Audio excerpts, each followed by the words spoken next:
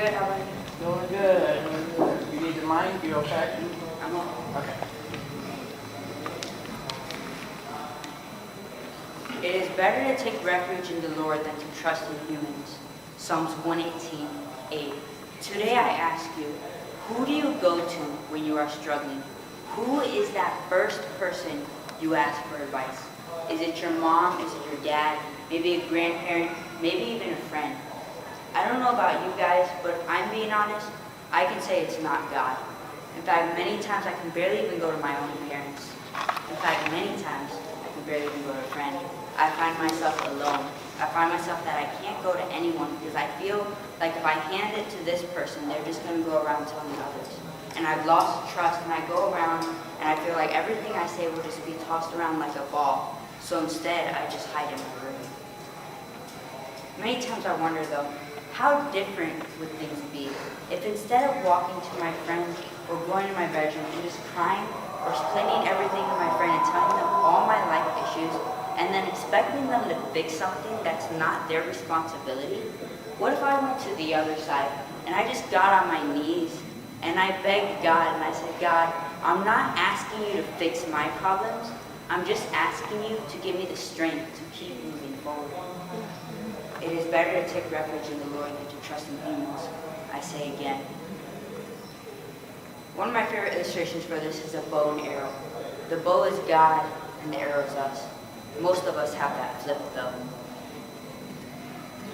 Something interesting about bow and arrow is when you shoot it, the arrow must go back before it can go forward.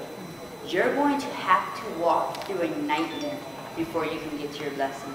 There's going to be hard times, and the devil is going to put all of these distractions in front of you, and it's going to pull you back, and it's going to be hard, and you're not going to know how to get through it. But what you have to realize is that our present situation is not our final destination. Let me say that differently. Your present situation is not your final destination. Yeah. There are 3 stages of a bow and arrow.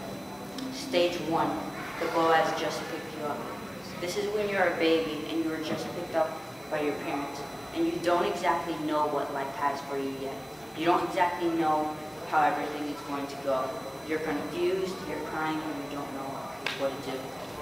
Then there's stage 2, when the bow slowly starts to pull back the arrow. This many times for us can be in our teenage times. When we are starting to struggle, we are starting to walk through all these paths and we don't know who to go to.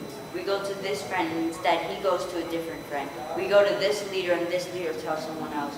We go to our parents and we feel like they talk and we don't know who to go to. So we just decide to go to our room and cry.